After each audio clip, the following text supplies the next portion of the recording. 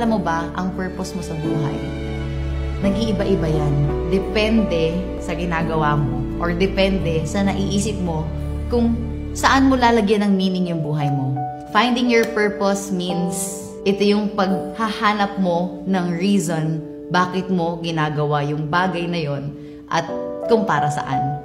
Because a lot of people just, live day by day at hindi nila alam kung para saan ba talaga, para saan ka ba bumabangon. Hindi yan iisa lang na reason. There's a lot of purpose.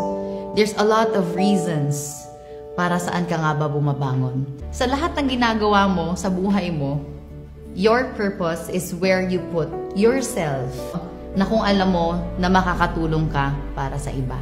Ganun lang kasimple.